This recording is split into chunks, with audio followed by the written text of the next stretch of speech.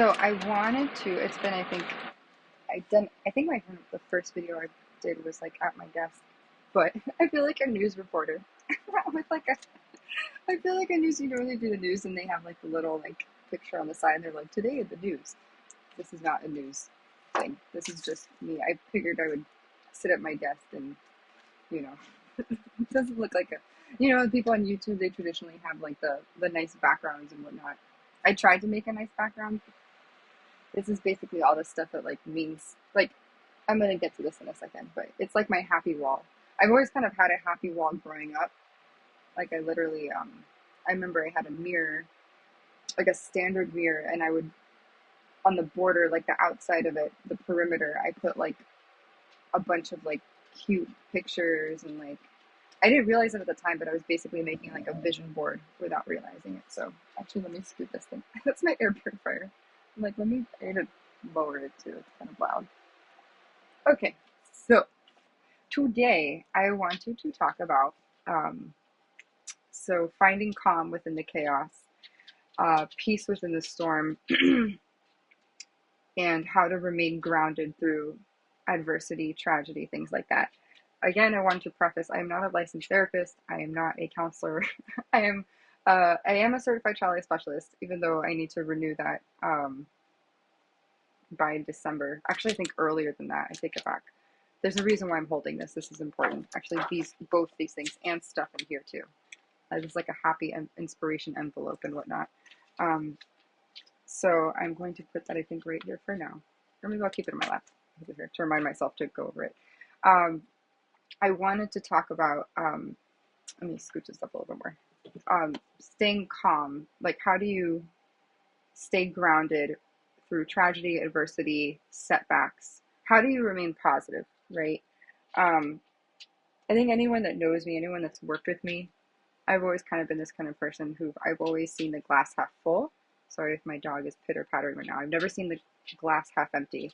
I didn't realize when people asked you that, like I didn't realize it was a kind of like this glimpse into your psyche to see if you're like a more pessimistic kind of person or a more positive type of person.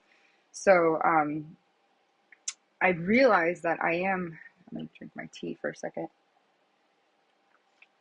This is cold tea, not warm tea, even though I'll probably drink warm tea later. But yeah, I think people would describe me as always kind, loving, nice, positive, sweet, all the wonderful things you think of when you think of someone who's like, you know, I'm gonna say the good girl, but I am someone who prides herself on being kind to others just because I think it makes the world a better place. It sounds really floofy and cliche and silly. Like it's almost like when you walk into a home goods store and everything says live, laugh, love. And people are probably like, this is so annoying. Like they want to vomit. They're like, this is too positive. And there is actually something called toxic positivity because there's something called positive psychology. And it's like how to remain positive in tough situations. And I think I've gotten pretty good at that. Um, I've handled, it's almost astonishing how much, I'm sure people, like there's people that's why I try to remain humble and objective and grounded in the sense because there's people's stories that I've seen like on Instagram where I go, you would think that they just like there is a guy, um, he's actually really cute too.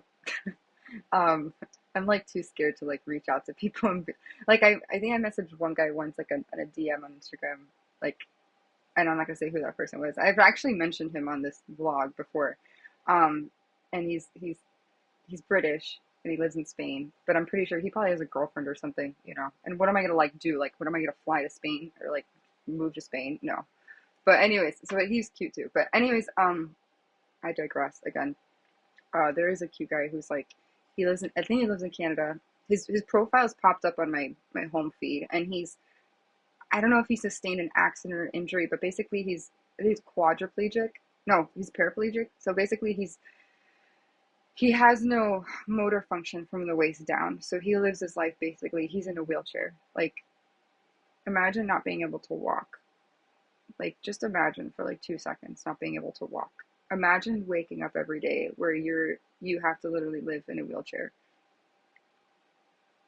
Like imagine losing, like going through an accident and you lose all motor function. So swimming, sports, sex, um, showering, running, going to parties, dancing, cooking, things like that. Like your whole world has to change completely, right? And so these are the parts where I go, I humble myself and I remember, like, if I'm feeling down, I'm like, remember someone's going through something really hard, and to not get like upset about it, because like don't be a baby about it. Like, yeah, it's okay to feel it, to grieve and be sad and stuff like that, but there's people who have gone through stuff so much worse. There are people like who have gone to war and they had spouses, and maybe they pass away, or let's say they go to war and they witness their friend die because they drove over a landmine or something and it blew up, and their friend who was their comrade or whatever, let's say, passed away, right? And they may have survivor's guilt because they're like, oh, that was my buddy. And there's so many things, right? But like, I'm gonna make this brighter for a second. So um the reason I mention this is because you would think that this guy would like give up and be like, there's actually a really good movie called Me Before You, but that's the extreme where the guy decided, he's like, oh, I can't do life anymore. He was, I think, paralyzed from the neck down. I don't know. I think, or maybe he was able to move his hand, but he would. I don't know if it's quadriplegic. Or forgive me. There's quadriplegic and paraplegic. But anyway, so there's this guy on Instagram, and I was scrolling through it. I'm not. His name, I think, is Reese Kettler. His name was. You should check out his page. It's actually pretty interesting, and he basically describes his life, living handicapped in a wheelchair, and it's so inspiring because you see people like this, and like you think that life is hard, and you're like, man, you have no clue what people go through, like at all. Like you don't have any clue what people go through. Um, like I'm not blind. I can hear. I can see. I can taste. I can feel. I can move. I mean, imagine not being able to move your lower body. Like people live that. That's their reality. They have to live in a wheelchair.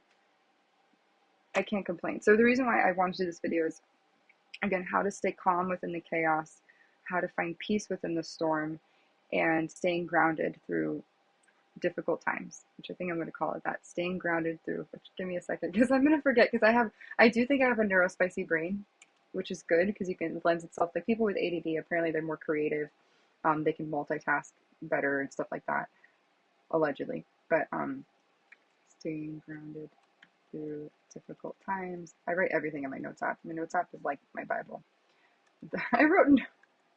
I meant to write times and I wrote notes. Oh my gosh, my brain. Staying grounded through difficult times. I wonder if I got enough sleep. I don't know. My sleep is very erratic. Um, but I wanted to talk about that, and I wanted to talk about mental health more specifically, because I feel like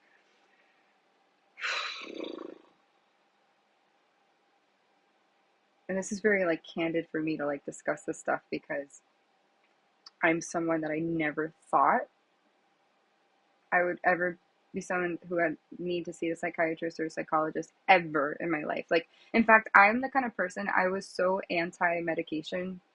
Like when I would go, because when I went to school, my undergrad, and I studied abnormal psychology, that was like one of the classes I took, an intro to psychology, all this stuff. And I learned about people that were depressed, and I'm like, depression? I'm like, ha! I'm like, they need to take like a chill pill. Not literally. Like I would literally be like, they need to get over themselves. Like to be depressed, I'm like, really? I'm like, come on. Like there's life is so, because I was before all the stuff that I went through. I was like, life is so beautiful. There's like so many things to be grateful for. I mean, because I really did have a really cushy, spoiled, like privileged life. I'm not saying I was too sheltered, but like I really did. So like people that went through things like that were in poverty, that were going through adversity, I couldn't really relate to them, because I literally had the perfect life. And I wish I could have transferred that. Like, I wish I could have shared that with other people, because I did find joy in that. And then when you go through something really harrowing, like stalking, hacking, cyberbullying, whatever, you're everything kind of just shifts for you. And like I said, for the past 3 or 4 years, I've kind of been in like survival mode. So, I literally today asked my Alexa, I'm like, what day? I'm like, what day is it today? Because I was like, and I go, it's Friday. I can't believe it's been a week since like Good Friday. Literally, it's like been Easter, and may he rest in peace, Pope Francis. I didn't realize how good of a man that man was. Like he was like a legit, like a good pope, like not like a creepy pope. Like they talk about the Catholic Church, where some people are like, they talk about priests. There was a movie. There was a movie called I think it was called Spotlight, and it was like an expose, like a whistleblower was basically talking about like the Catholic Church and priests molesting children being like pedophiles and stuff. I don't know. I don't want to get into that. That's too creepy. Anyways, going back to now I'm really hot though. So this is, I think, when I talk about thyroid issues, I go from like cold to hot and then hot to cold. You would think my body would know how to regulate its temperature, homeostasis, right? But no. So I don't want to put this on turbo. I just want to put it on. Okay, now we're good. I'm gonna fan myself because I do feel kind of hot right now. And I don't have any windows, so the heater might be on. I don't know. Anyways, Vermont life. Yay. I go from being freezing cold to now I'm like hot. So go figure. But what I really wanted to come on and discuss was about mental health, was about how to stay grounded through chaotic times, through difficult times, finding the peace within. There's a quote that I have on my refrigerator door. I might go grab it really quickly because it's actually a really good, or what does it say? I'm gonna go get it because it's easier to like say it, like to show it rather than like, hold on, I'm gonna grab it. Sorry, Bibber. Bonnie, stay there, Bibber.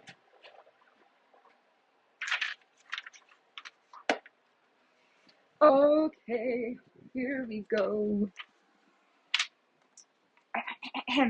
Okay, I'm back. Please. Okay, I'm back.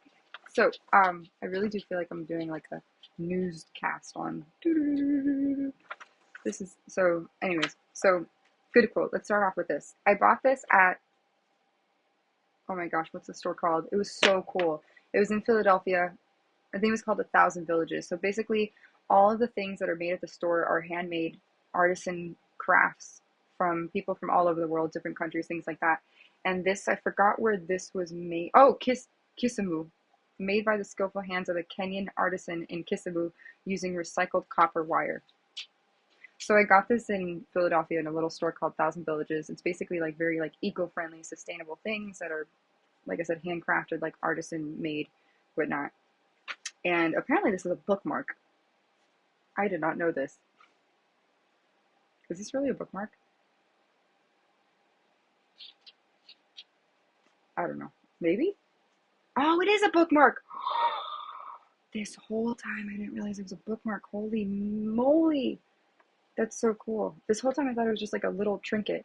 It's legit a bookmark. But I think it's cute. I don't know. I don't want to. I'm going to keep it like this. But anyways, I'm going to zoom in. It says, and this is what it looks like. And this is what it says. Peace, right? It does not mean to be in a place where there is no noise, trouble, or hard work. It means to be in the midst. Are you looking at my happy wall? It means to be in the midst of those things and still be calm in your heart. I'll say it again because it's really important. Peace. It does not mean to be in a place where there is no noise, trouble, or hard work. It means to be in the midst of those things and still be calm in your heart. So basically what this is saying or indicating that peace isn't when everything is copacetic ever, because if everything's going your way in life, of course you're going to be happy. Oh, you have the perfect job, you have the perfect boyfriend, the perfect girlfriend, everything, you got a promotion. If your happiness is dependent on conditions around you, then you're living in a conditional world. And that's not really right. It's almost like your mood is dependent on the circumstances around you, which is normal, I think rightfully so.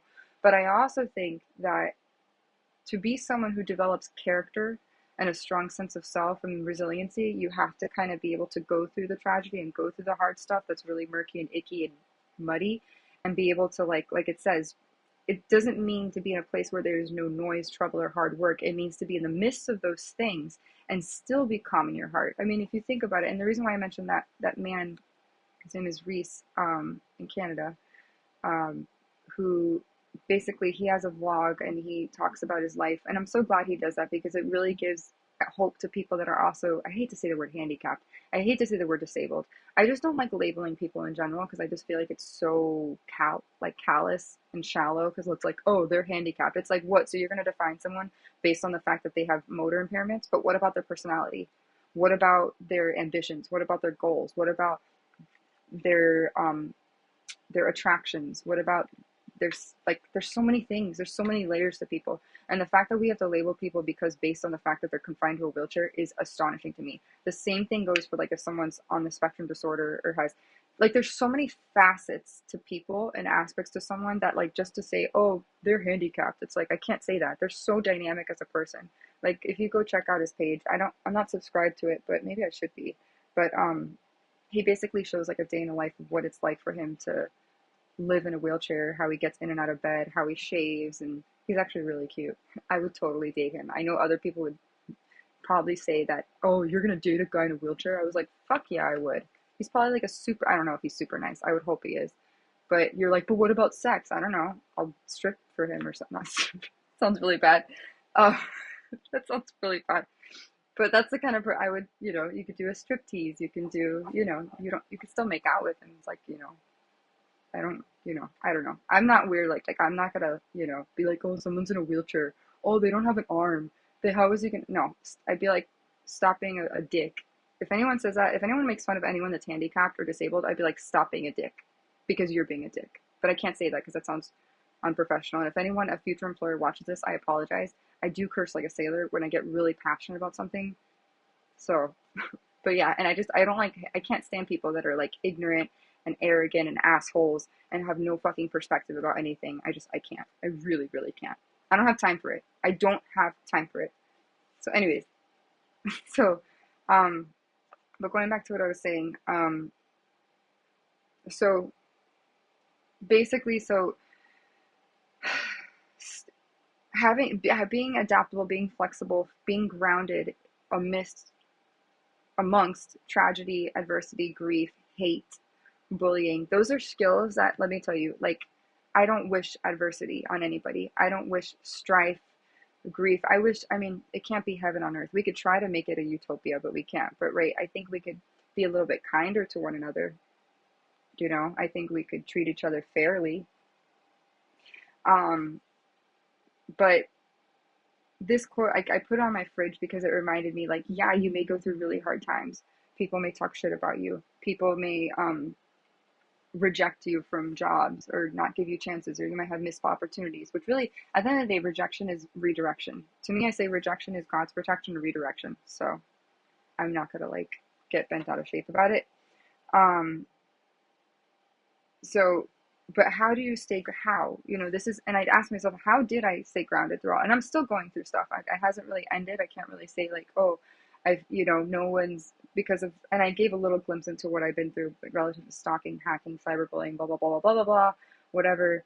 And I'm still kind of like hesitant to put that video out just because it's like, because I care about people, and the people that I'm talking about in said video, without naming names, that person, other people, they do have families, right? And God forbid they have children. And it's like, mind you, I'm the victim of it. I'm the one that got hurt, the abused, but I still care about other people because that is their reputation, right? That is someone's life. And if I talk about someone's life and I'm not being factual and I'm being assumptive, meaning I'm not basing it on fact, then that could really hurt somebody's life and their reputation. So I want to be very careful about what I say or what I put on here, because it is the internet, right?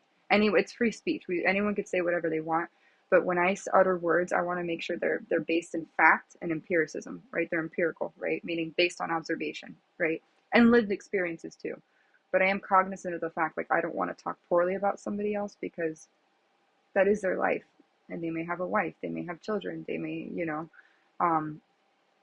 and trust me, I've been angry. Like, people that have done this stuff to me, I get frustrated because I'm like, it's mean. It's really mean for someone to sit there and hack someone for. It's almost been 4 years. It'll be 4 years in June since all this crazy stuff started in my life.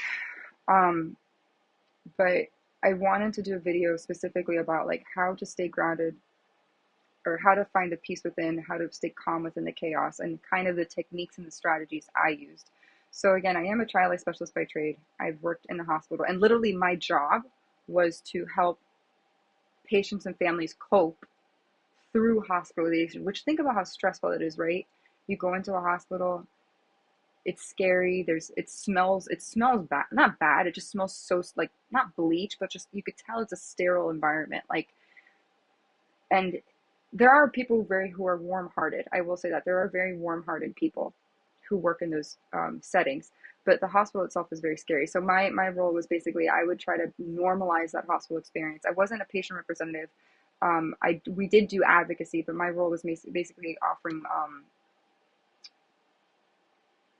uh, child-friendly, developmentally appropriate education to patients and families undergoing stressful times, and also doing my best to normalize the hospital through recreational activities, decorations, fun stuff like that. Just making it basically taking the outside world and bringing it into the hospital. So if there was a patient's birthday, we would honor and commemorate the birthday. If a patient was going to be graduated from high school, we would do the best to try to bring that experience there. We would do holiday parties. We would do special events. We had donations, all these fun things. That was that. The more clinical aspect of it was we had to know how to basically explain certain diagnoses and procedures in a very easy, digestible, child-friendly way. Also for parents too, even though I never tried to overstep my boundaries because on the units there were clinical care coordinators who were responsible for family, like patient education, stuff like that. But child life specialists ideally were used to help almost, I kind of look at them as like liaisons between the medical team and the patient and family, right? I don't want to say consumers because I'm thinking in terms of business terms, but we were like the intermediary. So like if there was a patient undergoing like that was going to have an invasive procedure done that, let's say, was like it's a minor procedure, right? But it's still there's possibility of pain or whatnot. So we would be the ones to like advocate, like, oh, we want to make sure that the patient's needs were met, that they felt comfortable, that if there was any form of like pharmacological or non-pharmacological pain management, we would do that. We would also employ coping strategies. So if you say, oh, but that sounds like a therapist, that sounds like a psychologist. No, we were strictly psychosocial support based. So we weren't licensed to diagnose. We weren't licensed to treat mental health disorders. We were focused on mitigating the stress and anxiety brought on by the hospital. I know it might seem very like there's overlap between, and there is kind of overlap between like occupational therapy, developmental therapists, social work, psychologists. But the main thing was we're not clinically or licensed to diagnose or treat mental health disorders, which I would love in the future, even though I don't know if it would just totally consume me and I'd had compassion fatigue and burnout. But I would love to be a trauma informed licensed mental health counselor or therapist. I don't know. Maybe. Who knows? I don't know. We'll see. There's a lot of, I thought I wanted to be a veterinarian when I was in second grade, and I'm like, no, I can't euthanize um, animals, horses, dogs, cats. I just couldn't do it. So I'm like, I don't want to do it. I did think I'd want to be a teacher in second grade also because I had the best second grade teacher, so I wanted to emulate that or replicate it. So I didn't go that path. I went through a different path. I kind of had like it was a performing arts background, like with more so dance. Dance was my thing, and then and I did theater and stuff because my brother did it. I love, and I say love, don't love many. I just haven't really talked to him that much. We kind of lost touch, but at the time I was really close to my brother, so I wanted to do. I thought I was like, okay, I'll do summer camp, I'll do theater, whatever, and I did that, and but it wasn't really my thing. I still have much respect for it, 100%. Like I'm very like theaters.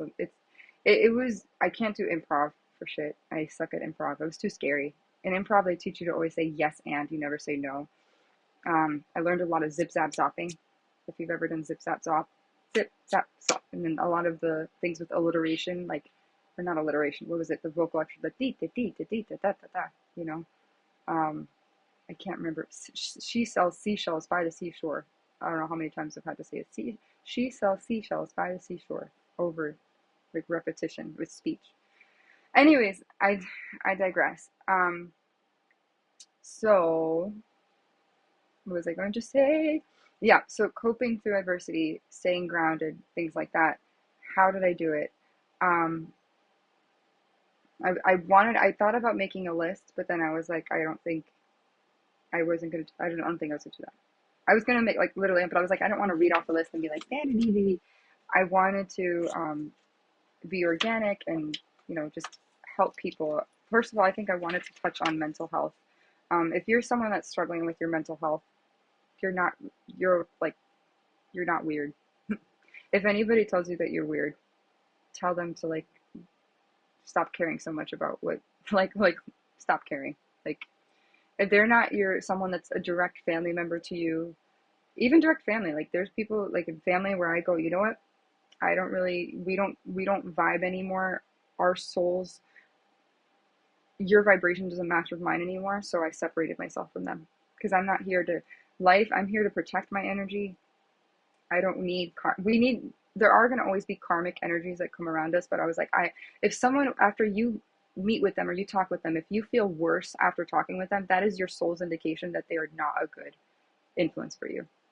If someone causes you more grief and strife after having talked with them, whether it's your boyfriend, your husband, your girlfriend, your because I'm trying to be non-discriminatory. I'm trying to be objective, right, in all situations.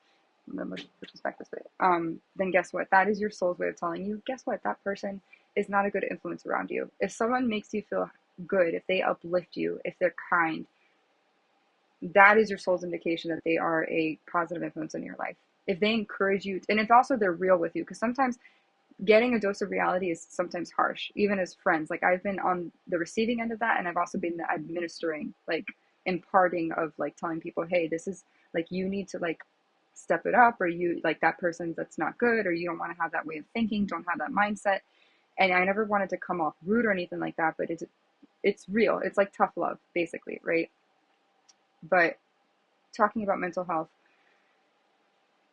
it's such like I've seen so many jobs for like health coaching on LinkedIn and for like different companies that are specifically targeting like pediatric mental health, adolescent mental health, and adult mental health. Like I feel like there's such a prevalence, like probably statistically, if people have done research and they've done studies of like the prevalence of depression. I don't know what it's like internationally, but I feel domestically, I do think that there's a rise in depression, anxiety, um, fear, panic disorder, um,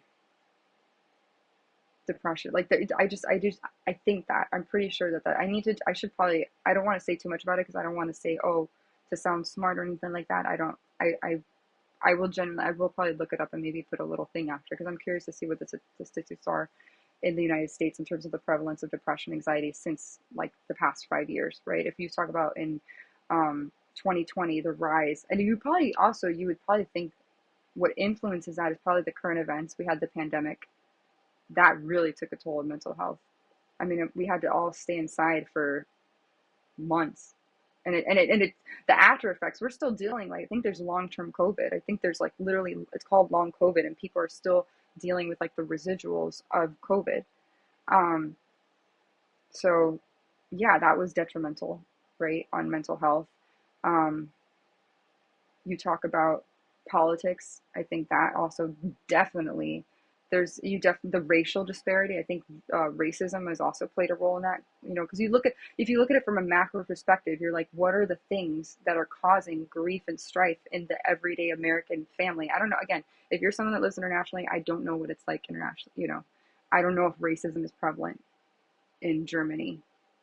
I don't know, or Austria or whatever. I don't know if sexism is prevalent in Finland or Sweden.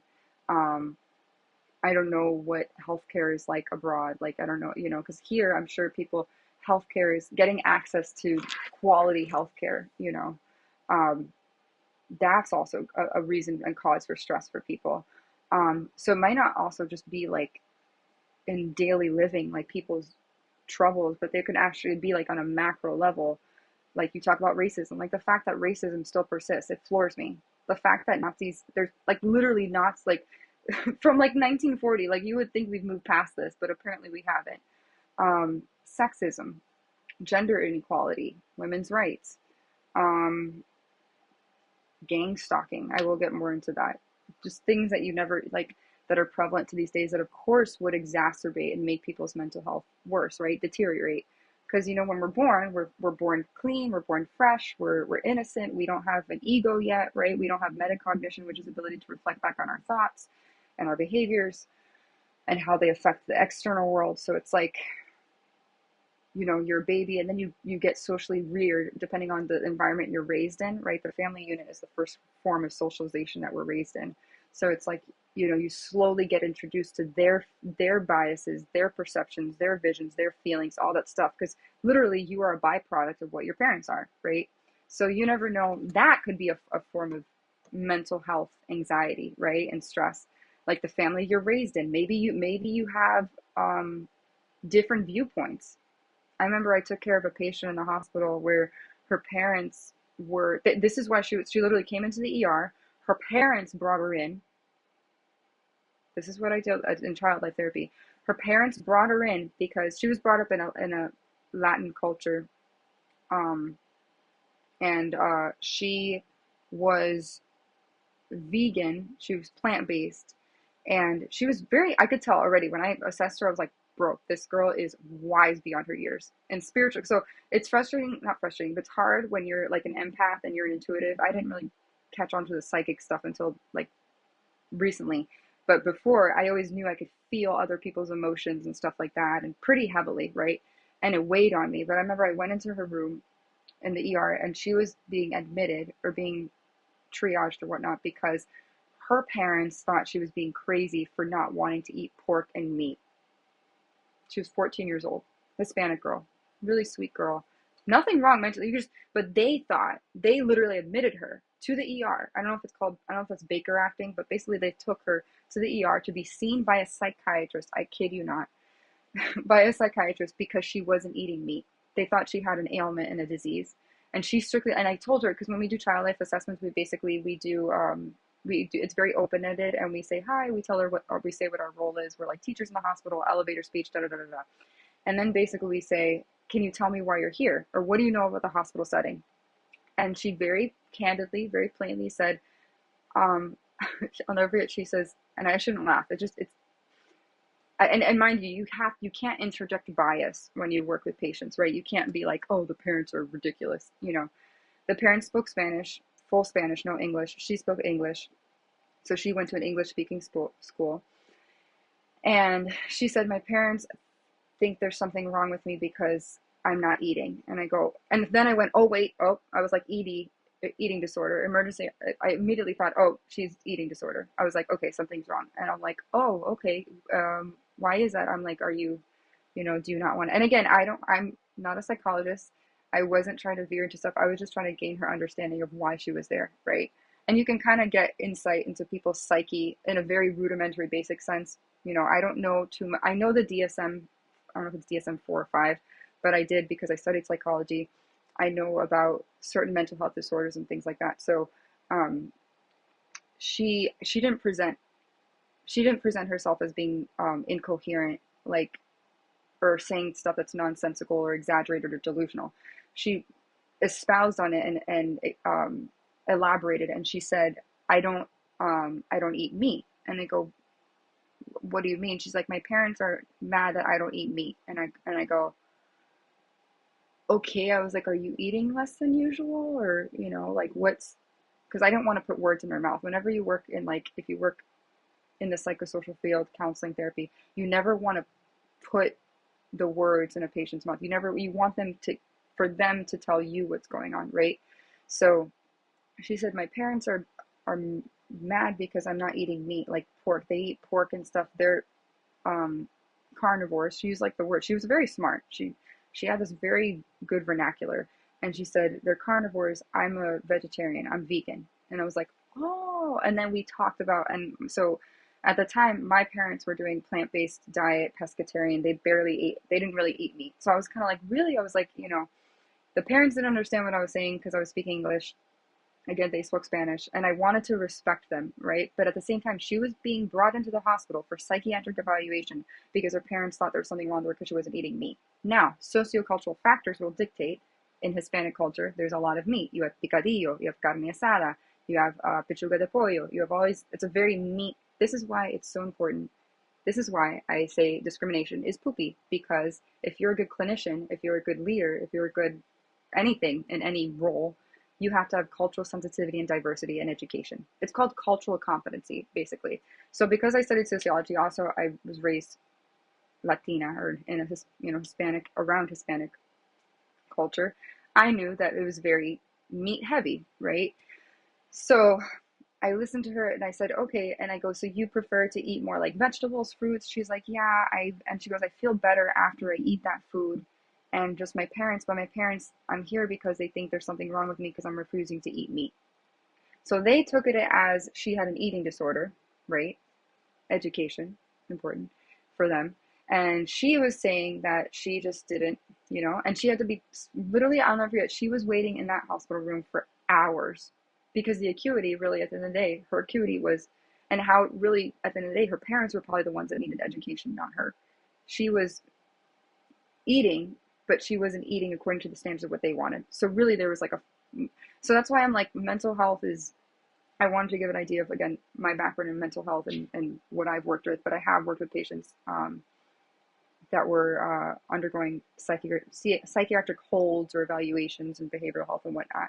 And on the end of the spectrum, I have dealt with patients that were completely like having delusions and seeing things and having hallucinations or auditory, hallucinations and things like that. So um, I've run the spectrum of things. So, but that's a little bit my background in mental health, but I wanted to share kind of how I went about that. In child life therapy, what we did is essentially we would create coping plans or coping strategies to promote effective coping through hospitalization.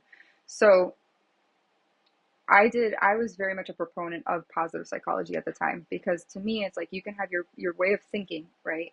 And again, I'm not someone, I want to also mention that diet does come into play. Health also does play a factor because, and I have this paper here talking about like electrolytes and salt, iron, vitamin D, vitamin B12, magnesium, all this stuff, because that does play a part. Because if you're deficient in one of those things, that actually also affects your mental health. So my approach to when I was working in child life and just in healthcare was a biopsychosocial approach. So basically, I focused on the biology, right? Anatomy, A&P, and then also merged the psychosocial together. Because I think any clinician knows, like, you have to focus on both sides, right? Because if you just say, oh, it's just, because what if a mental health disorder really is stemming from, God forbid, a brain tumor? There's kids that have had, or like, let's say you're diabetic and you go into diabetic coma, or you're hypoglycemic and you may seem withdrawn and listless or maybe even depressed, but really it's because your electrolytes are low and because your glucose, your blood sugar is low, right?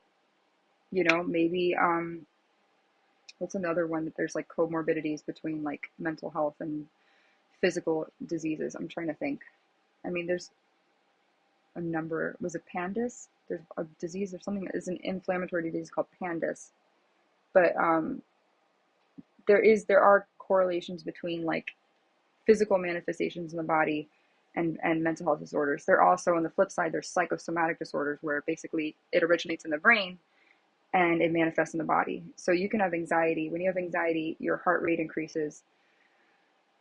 I've lived it. When you have panic attacks, you feel like you can't breathe. You basically feel like you can't catch your breath. You have dyspnea, which is basically shortness of breath. Um,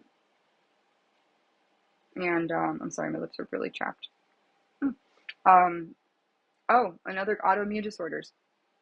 Parasitic infections. Those are ones that are not psychosomatic, but actually biopsychosocial in the sense that they originate. Let's say you have a parasite. Parasites are horrible. I do think a lot of in my opinion, a lot of the diseases and things that happen that are prevalent in this country and other countries are a byproduct of parasitic and fungal infections. That's just my take on it. Because if you think about it, if you have a tapeworm, if you have ringworm, anything that sits in the gut, they're a parasite, so they feed off of they take your nutrients in your bloodstream. So if you feel fatigued, if you have brain fog, memory loss, you're tired, you're anemic, you're deficient in certain things, that affects your mental health, right? Because then you're tired and you're like, I don't want to do anything. You become depressed, whatnot. So that's my take on that. Yeah, so it's really twofold. I think doctors nowadays, especially if you're even therapists, psychiatrists, they need to be more they have to be detectives and investigators, and they kind of sometimes have to think. That's why I'm really big on, like, I love homeopathic and holistic medicine practitioners or functional medicine practitioners, because they take everything into account. They take the sociological aspects, they take the physical aspects, and the biological ones, right? And they kind of come together, and they're like literally, I remember when I was in Virginia, I reached out to, it was called Virginia Integrative something practice. What was it for Virginia something something? I don't know. The acronym was Viva, and I remember I spoke to the lady, and they explained to me. She was very. They were very thorough. She was, and it's mind you, it was a nurse practitioner and a physician who happened to be, I think, specialized in oncology. But they had their own like business where they worked with patients in functional medicine, and they were explaining to me how she mentioned candida because I was telling her my symptoms because I did have very funky symptoms. Um, I was feeling very fatigued. Sometimes my hands would tremor, my toes. I had what was it called? Something Candida albicans, nigricans, Candida albicans or nigricans. I don't know, something like that. Where there's discoloration on my toes, on the skin of my toes. Um, I there was a lot more than that. What was it? There was a slew of symptoms I had. And then she's like, well, let's do a panel for this. Let's do a CBC. Let's do a CMP, whatever.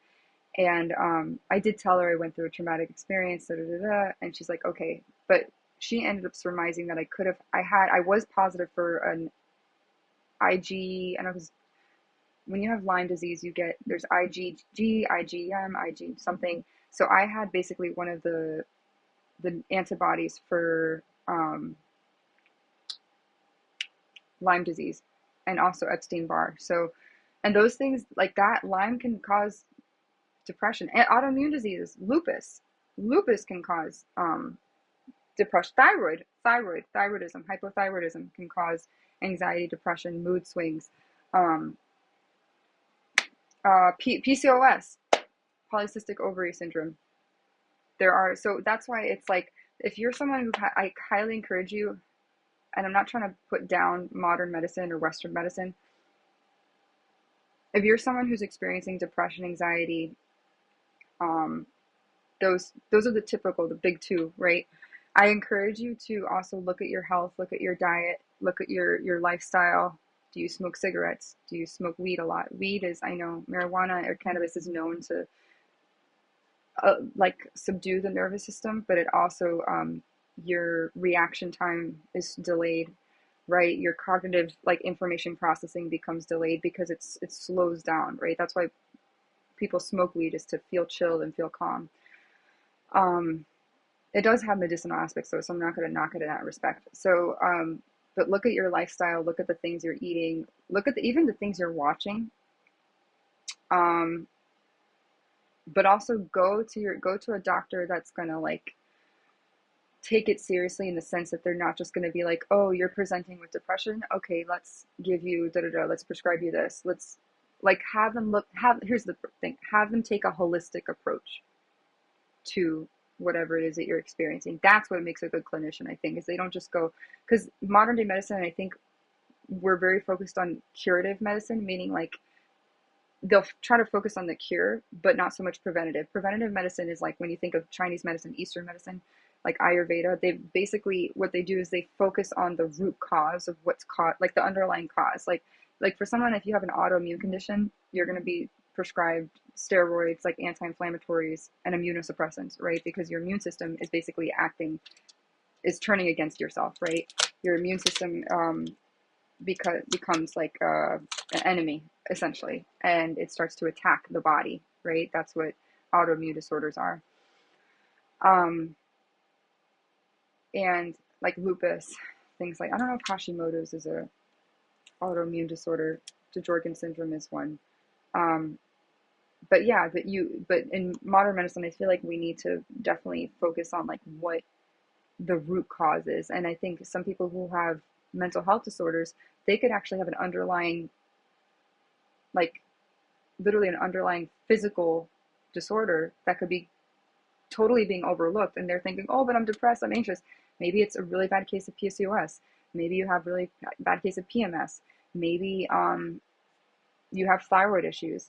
Maybe you have, God forbid, a mass in your brain that's maybe not malignant but benign and causing motor impairments or visual disturbances or sensory impairment. I don't know, or literally maybe causing there's also something. when you have hydrocephalus, which means more water in the brain. But like if you have an infection like in the cerebral spinal fluid, which is basically the fluid that encapsulates the brain, right? Like you have CSF in your spine and it goes to your brain. It's like water, basically like the stuff that surrounds your brain. You can get inflammation there. Um, there's so many things, you know, so I do recommend, that's the one thing I wanted to say about mental health is like some people think, oh no, and it could also originate from it could be circumstantial or situational. Like for me, the stuff that I went through, I had mental health issues because, not to say they're fully gone, I've just coped better through it because I chose to focus on the good. And that's kind of where I wanted to talk about this video. How do you, but I wanted to give the background. So be mindful that, go have your blood work done, go to a doctor. Like I said, if you see a psychiatrist, find out what's going on, because you can have a parasitic infection that's like run rampant. You can have candida, you can have giardiasis, you can have, God forbid, tapeworm, ringworm. You can, I don't know. I don't know. There's so much that you can have. So that's my first recommendation before you say, oh my God, if and another two. Okay, the second one. Now that we're going to talk about coping, there's something called self-fulfilling prophecy in psychology, and we're going to get technical here. Again, I do like psychology. I wouldn't consider myself like a psychology aficionado, but I do love the study of human behavior and the why behind the what. Meaning, like you have the behavior, but what's the underlying behavior? Like the why, right? But there is something called self-fulfilling prophecy. So what do I mean by that? And I've said before, your immediate reality is basically a direct reflection of your thoughts. So I'm going to get kind of spiritual, metaphysical, but this is the truth. So the way you see yourself, which is called your self-image and your self-concept, right? The way I perceive myself has a very, very big effect on coping, your mood, the way you see the world around you. And this is very important. What goes along with that or coincides with that is called the self-fulfilling prophecy. So the thoughts you tell yourself, beliefs are basically thoughts you think on a daily basis, right? It's your formative thoughts that you have on certain subjects and topics. That's what beliefs are. If they're this continuous thoughts that you have on a consistent basis about a specific topic or subject, that turns into a belief, right? Thoughts, beliefs. When you talk about CBT, thoughts, beliefs, behaviors, emotions, all that stuff, right? Actions, that goes together.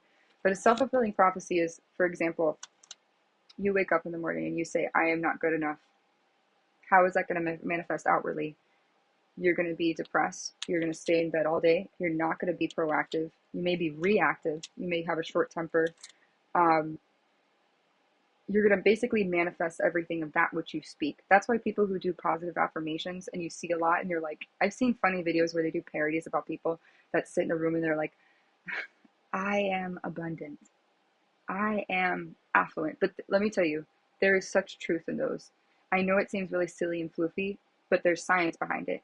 Because what's happening is that you're reframing your thinking, right? You're reframing your mindset to think more positively, because you have one mindset, right? When you talk about growth mindset, right?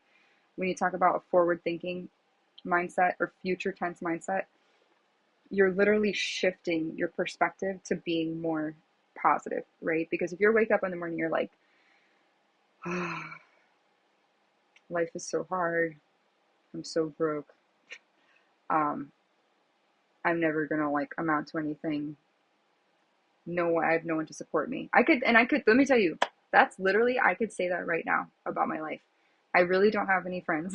I'm being very honest. I don't mind saying that because I love myself and I covet my private time and I'm very selective about my energy.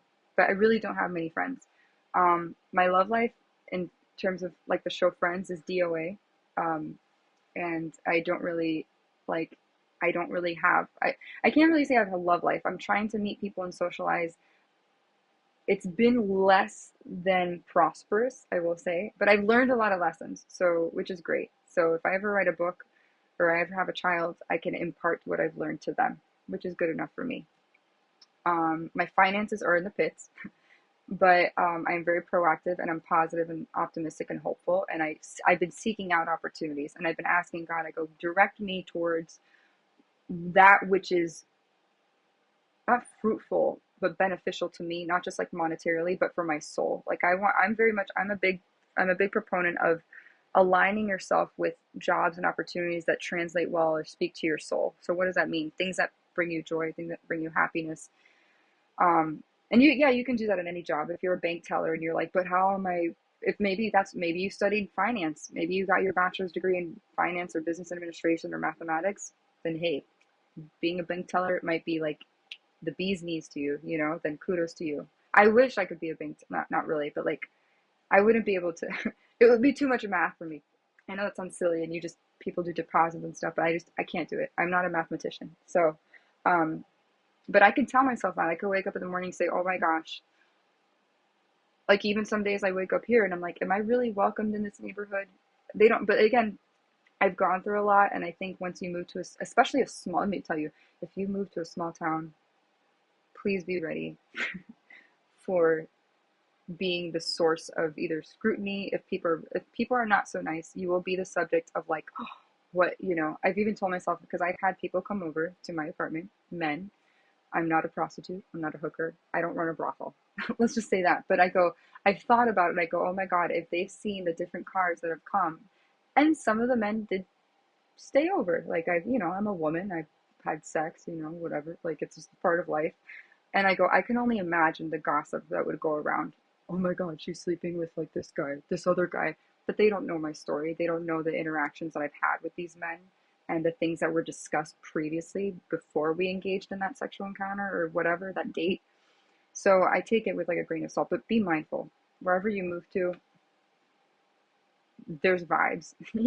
Every geographic location carries vibes, but I don't want to get too much into that. I more so wanted to focus on how to cope with like mental health, like anxiety, things, stress, things like that. But one of the first things I would say, yes, the self-fulfilling prophecy, the things you tell yourself, the narrative that because we all have a running dialogue in our head all the time. If you're someone that's devoid of all thought, then you are maybe, I'm going to say a humanoid, but you are devoid of normal cognitive functioning and processes that other people have. And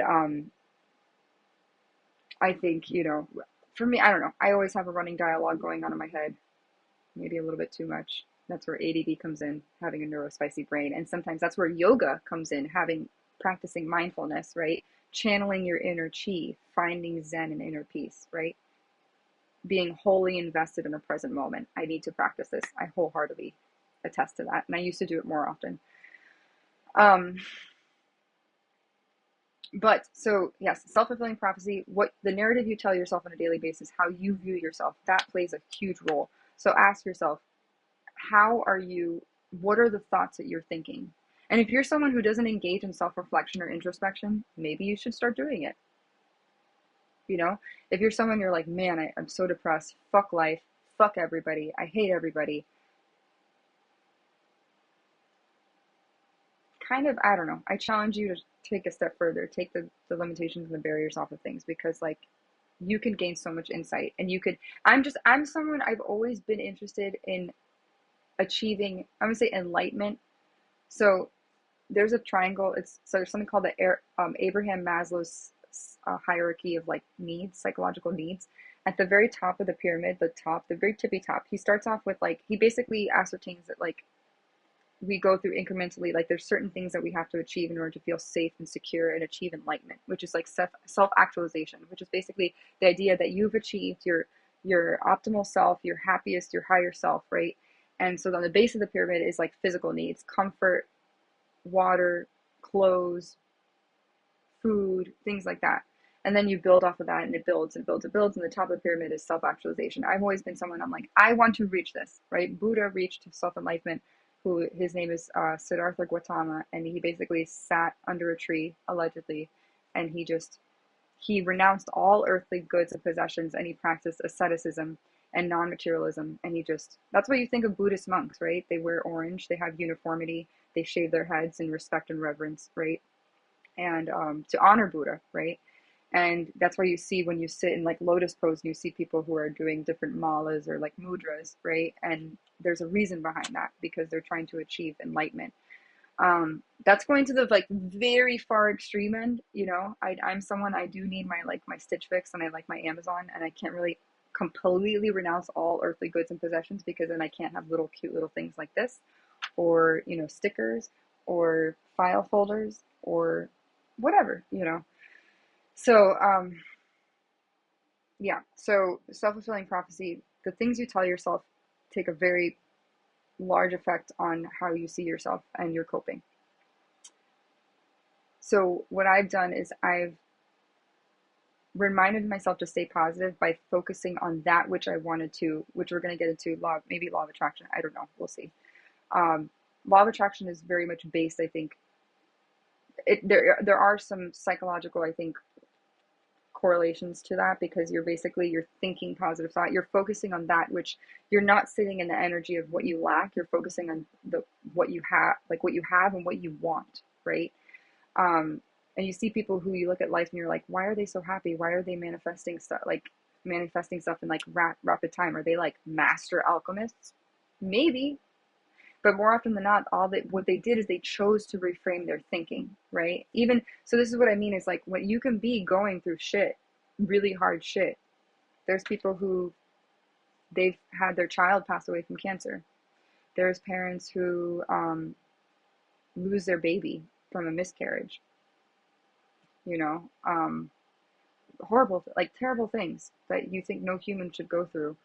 People who have gone blind, who were once normal seeing people, go blind. Um, there was a girl who, famous girl, I don't know if her name was Brittany or Bethany. She suffered a shark attack where she lost an arm, and she continued surfing. The girl's still a surfer, you know. Um, there's a guy. Oh my gosh, what's his name? It's like a Vukovic or something. Vucevic. It's like he's a little person. To me, he's a big person, but on stage, his physical attributes lends himself to be a little person. But to me, his personality and his heart is really big. So I don't like, I see past the smallness, right? Um, he, um, he goes on stage and he's a motivational speaker. His arms are like little, when you see them, they're like little nubs that come out of his thing, his feet, but he is like so happy. And oh my God, I think he's married. He's married. I think he has kids. I can't remember his name. But that is someone who turns something that you would think would be otherwise detrimental to beneficial. Oh my gosh, I just got a text message I already rescheduled it. I just got a text message saying that my interview is ready. And my interview was set for 11:30 and it's 1 o'clock. Yeah, I rescheduled it. I'm not gonna do it now. Anyways, because I just seen a text message come up on my banner on my computer. I'm like, no, they made me wait like what, like an hour? No, 11:30 to 12:30, an hour and a half. So no, I'm not gonna do the interview now. I will do it when I rescheduled it for May. So anyways, self-fulfilling prophecy, alchemy, right? Law of attraction. That definitely, I think it all kind of coincides. It goes together. Um, I also, so I'm going to get into vibration a little bit, and I was trying to figure out, do I do a separate video on vibration, but I think it's important. Um, I wish, like, if you're someone who is more into, you need empirical evidence that could be quantified, and what I mean by this is, you know, metaphysics. I wish I could say, I could be like, yeah, here, look, magic is coming out of my fingers, like, not magic, or like vibrations, right? I wish I could show that.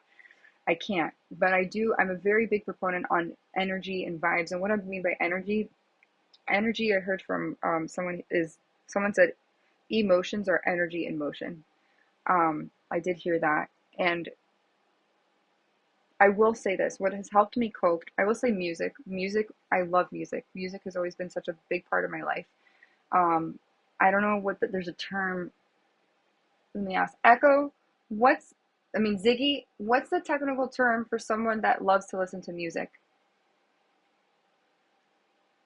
Oh, she didn't answer. Ziggy, what's the technical term for someone that likes to listen to music? According to an Alexa Answers contributor, a person who loves music can be referred to as a mellophile or musicophile.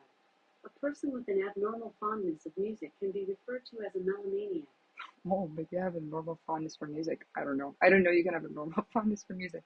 But I did, there's this, I don't know what that was the word, but there's a technical term for someone who loves music. And music has been something that did help me a lot because the sound, the melody, the words, the storytelling, I think resonated with me in certain respects. But I will say there's certain songs that are very uplifting. Like I literally have a playlist that I created. It's called Happy Songs or Fun Songs I Can Dance to. And when I first discovered the band Bleachers, they came out with a song called Tiny Moves, and it was featured in the PSA for the public, you know, promo for Romeo and Juliet on Broadway, which is on Broadway now with Rachel Zegler. And is his name Kid O'Connor? I can't forget. I feel bad. I know her name, and I'm like, I don't know the other guy's name. He's in a certain TV show, and I can't remember. Oh, I feel bad. I feel so bad. Like I feel like I should know these people's names. Like to give respect. I have much respect for artists and performers. I do. But it was Rachel Zegler and this other guy. He's British. They're in Romeo and Juliet. But anyways, Tiny Moves is a song that came out with Bleachers, and then they also I found out the song Modern Girl. And these are just songs that are so happy. There's also a song called Someone to You. Let me see if I can bring up my playlist. I wish I could like screen share my computer, but I have it's called Happy Fun Songs to Dance to. So I have a song called Love Generation by Gary Pine. That was like one of the first songs I heard when I was in summer camp in upstate New York, and they used to play that as like the morning anthem. I have Shake It Off by Taylor Swift. That's the first one. I have Jungle, Let's Go Back. I have Alien Superstar by Beyonce. I have Forever by Chris Brown. Hold My Hand by Jess Glenn. I'll Be There by Jess Glenn. Shut Up and Dance by Walk the Moon. Marry You by Bruno Mars. Bruno Mars, let me tell you, if you are ever, you want to know what the remedy for depression is, the antidote for depression is Bruno Mars. Listen to a Bruno Mars song. Listen to Uptown Funk. Listen to what's the song? Leave the door. No, not leave it. That's a good groovy song. Like a very like, but like what's the song? 24 Karat Magic. 24 Karat Magic. That's What I Like is another song. I love Versace on the Floor, especially the video with Zendaya and like and him. It's just I love. So my point is the reason why I'm going through this is because I'm encouraging, if you don't have a playlist that you listen to, create a playlist. Some other songs, Love on Top by Beyonce, Paper Rings by Taylor Swift, I Want to Dance with Somebody by Whitney Houston, Reach from S Club 7, which is like an old ass 90s song. I have one of my favorite Broadway shows is West Side Story, hands down. That Phantom of the Opera is good too, but I think West Side Story just, God, the choreography, and I think oh my God, Stephen Sondheim. I said Stephen Sondheim. Um, Steven Spielberg did a really good job with that movie. Modern Love by David Bowie, Don't Slack by Anderson .Paak. I don't know if it's Pac or Pack. No, is it? Yeah, Don't Slack with Justin Timberlake and Anderson .Paak. Forgive me if it's Pac or Pack, but Happy by Pharrell. Got Me Started by Troye Sivan. Obviously, Bleachers is in there. Bruno Mars is in there. Pump Up the Jam, where it's like dun dun dun dun dun. That one's really like upbeat. I have there's like some hip hop songs, but I don't really want to. I can't say the word because it's a derogatory word. I have Apate. Apate. It's called APT Apartment, which is a short for apartment by Rose and Bruno Mars. Also, another artist that I absolutely, oh my God, his it's so uplifting is I don't know how to say his name. Is it Cian Ducrot? I don't know. I think he's Irish. I don't know if he's Scottish or Irish, but I love his song Little Dreaming. Benson Boone is also a good. He's a good singer too. I don't have him in my happy playlist because this is like it's like upbeat. He did actually. I take it back. He just came out with a song called Mystical Magical, and I might add it to my playlist. I don't know. It's actually it's a good song. Um, I also have, because I am a person of faith, I also have a Florence and Machine um, playlist with Shake It Out, her album Ceremonials. That was one of them. All the Stars by Kendrick Lamar. I do listen to Kendrick Lamar as well. I think it's just like, I don't know, I like his new album a lot. Um, I have Taylor Swift's song Long Live. I have, what else? I also another play. So I'm just saying all these things because these are things that have uplifted my spirits, and I go, maybe that's a coping technique that can help you is making like a happy playlist. And also, I'm not gonna say like I ignore bad things in life, I will say that like um I try to, there's Jason Mraz has a song, Look for the Good. I literally look for the good in everything. Like, I'm not kidding. Like, there's, you can, there, it's literally one of the songs he says, um, it's like one of my favorite part of the song. It's like when it's more mellow and chill and he says, I'm grateful for, it's on the song Gratitude. And he says, I'm grateful for my parents, grateful they divorced. When they divided, they multiplied and two parents became four. So he took something really tragic that you would think was hard, like divorce, and he looked on the plus side and he's like, now I have more love to go around because I have more people to support me. Um, and he says, I am grateful for my fur friends. Um, that say they follow me around, going meow meow meow meow. So he's talking about his cats. Um, I'm grateful for my teachers. Oh, I'm grateful for my teachers. Um, something that, he basically goes through all the things that he's grateful for. Which leads me to my next thing, a gratitude journal. I don't have mine with me. Mine is in my room. But I started doing gratitude journaling. I forgot when. But I try to do it. I've kind of slacked a little bit. But I do recommend try to buy a journal from CVS or Amazon or Office Max. Or maybe there's literally ones you can try on Amazon that says gratitude journal and it says it on the front. Or maybe create a book. Like, you don't have to get, like, it doesn't have to be anything cute or girly, whatever. You can get a regular notebook from somewhere. And what you do is every single night, you find 3 things that you're grateful for that happened that day, positive things, right? And what it's doing is it's changing your thinking. It's reframing your thinking to be more positive, right? Um, so that's another thing I recommend doing. Also, like I said, positive affirmations. I think those are very key. I actually have, on the days that I feel lowest, or I did feel lowest, I would remind myself I have these post-its. So I have different, I'm a very big post-it fan. I have in pink, I have in blue, and I have in green. And I would write things like the show This Is Us. There's one of the quotes that Jack says, he tells his kids, there's no lemon sour enough you can't make lemonade from it. There's also a Diplo song because I am an EDM fan. I love I love house. I'm not a fan of the culture in terms of drugs and stuff, but I am a fan of, like, because there's a lot of smoking, there's a lot of, God forbid, like heroin, ecstasy, MDMA. I don't do any of that. I just don't want to change my brain chemistry. I like my brain the way it is. I don't want to like fuck it up and make it go woo. Literally, there was, in side note, speaking of drugs, don't do them. There was an ultra in Miami. There was a guy, I don't know if it was a boy, he was so high on bath salts, he legit ate the face of a homeless man. The homeless man was a pianist, apparently, but like, he was on the highway. The guy, I don't know if he was naked, and he bit the face off. The guy's off. He was so high on bath salts. This is why I don't condone drug use. Don't do drugs, even if, only medicinally. But anyway, so going back to post-its, I literally, on my bathroom mirror, I would put, there's no lemon sour enough you can't make lemonade from it, and no one can make you feel inferior without their consent. And I put, don't let them steal your light. There's light on the other side, and that's from a Diplo song called Revolution. It's like one of my favorite EDM songs. Diplo is such a good artist. Shout out to Diplo. Diplo's not gonna watch. I highly doubt that a really well-known, reputable EDM artist or DJ is gonna watch my coffee and cuppies thing. So I can say, but still, Diplo's. I love Diplo, Major Lazer, Kygo, Tiesto, David Guetta, Audien, Party Pupils. I got into EDM music because my brother got me into that. But and funny enough, like, Martin Garrix, Zed. I can't believe I forgot these people. Cash Cash. The Chainsmokers. I think I can consider them. Are they considered EDM? I don't know. Kind of curious now. Like, side note, fun side note.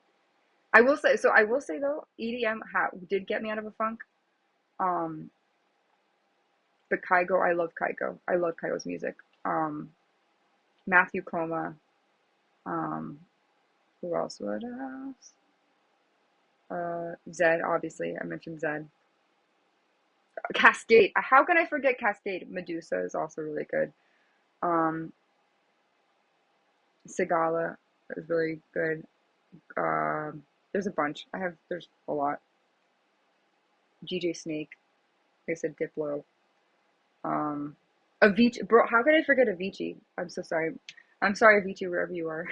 I always say when people have passed on, to me, when people have passed on, I like to say like they're physically gone, but to me, I think they're spiritually around, so I'm like, I don't want to talk poorly about, who's Tim Berg. And if you haven't seen his documentary, I highly recommend you do on Netflix. He was a very hard worker.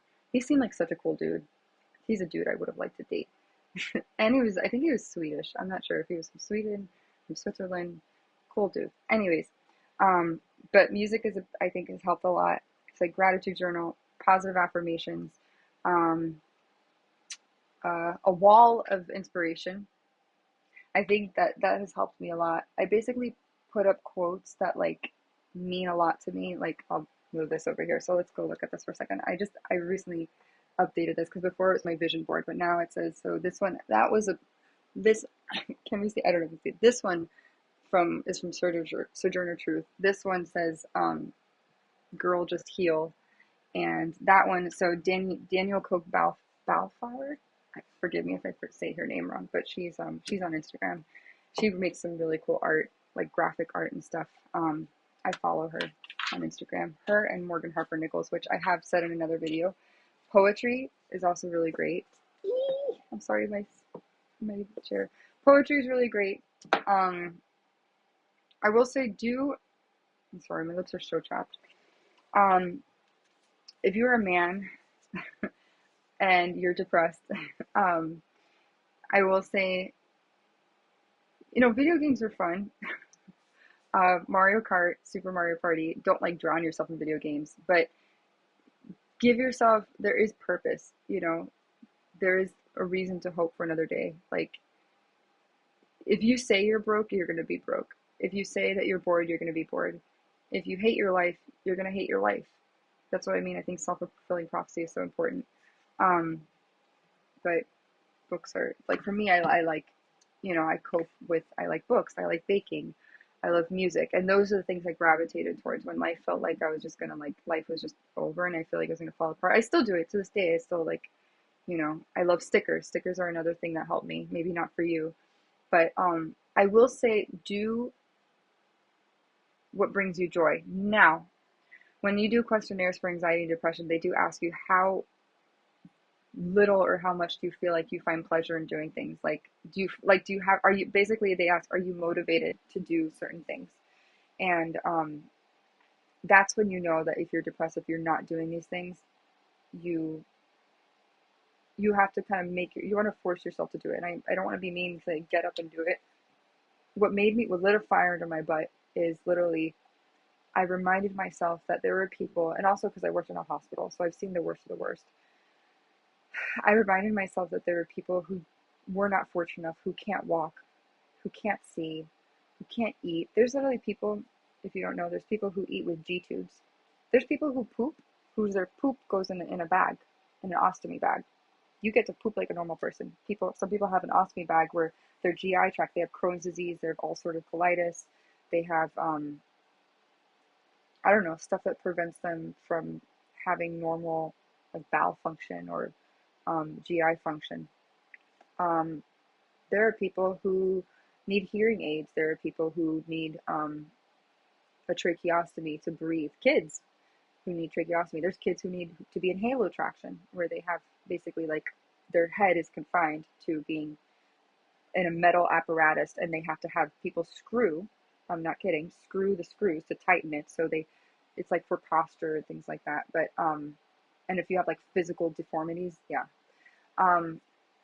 There are people, cystic fibrosis, who their life expectancy is 35, 36, and they have to have respiratory therapy and wear a vest, and they can't go to certain places. They have to wear a mask all the time because they can get sick.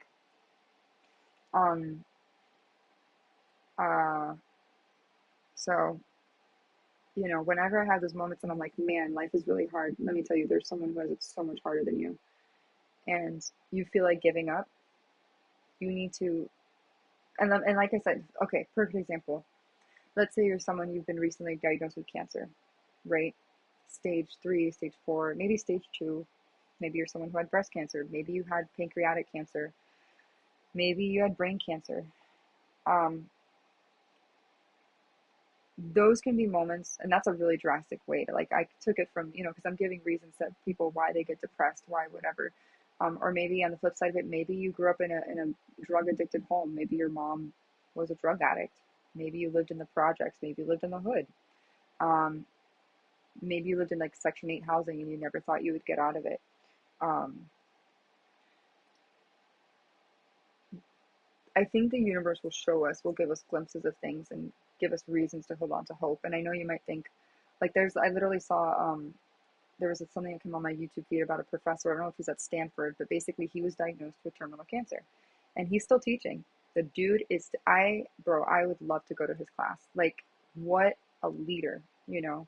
And that's when you go, because you look at people have these moments where they look at the finality of life and they have to confront their mortality, right?